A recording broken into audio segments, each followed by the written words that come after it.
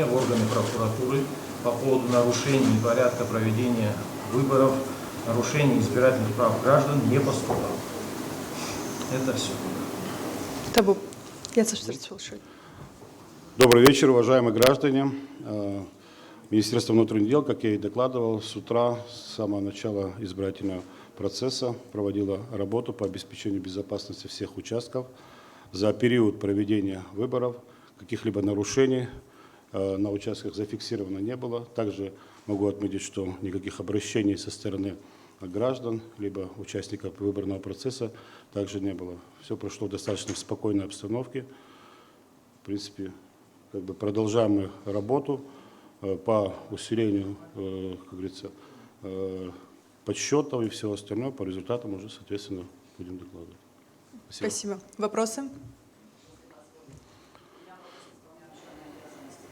Прокурора. ЦИК направлял в адрес Генеральной прокуратуры материалы по Гарри Цвижба. Это история в Пицунде.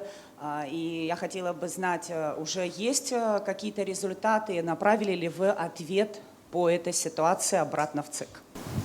Ну, что касается этой проверки, то она проводится не только на основании обращения ЦИК.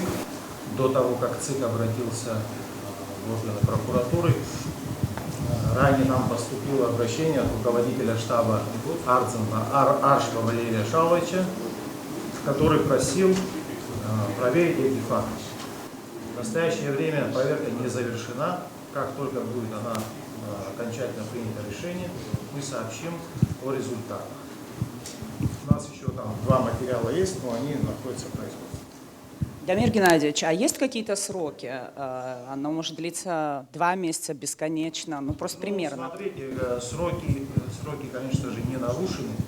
В таких ситуациях мы понимаем, что надо максимально быстро все делать. Почему? Потому что эти решения надо принять до того, как проходит голосование. Но есть вопросы, которые не в наших руках. Дело в том, что господин Белов до настоящего времени, его местонахождение не установлено. Мы дали поручение, ждем исполнения. Когда его доставят, мы проведем необходимые мероприятия и будут результаты сообщения.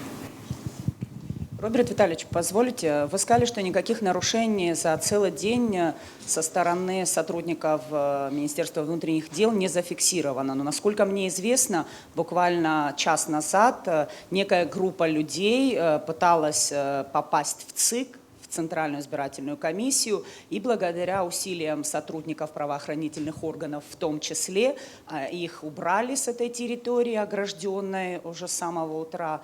Как-то вам об этом не доложили или что там произошло? Я о данной информации ничего не знаю, таких сведений у нас нет. О том, что кто-то пытался проникнуть на территорию ЦИКа, ЦИК сегодня огражден. Конечно же, работа ведется в штатном режиме. Все те, которые имеют право и возможность сюда попасть, они попадают. Других людей, испытывающих желание попасть на территорию ЦИКа, мы не зафиксировали. По крайней мере, мне такое не докладывали. Спасибо. Есть еще вопросы? Все, вопросов нет.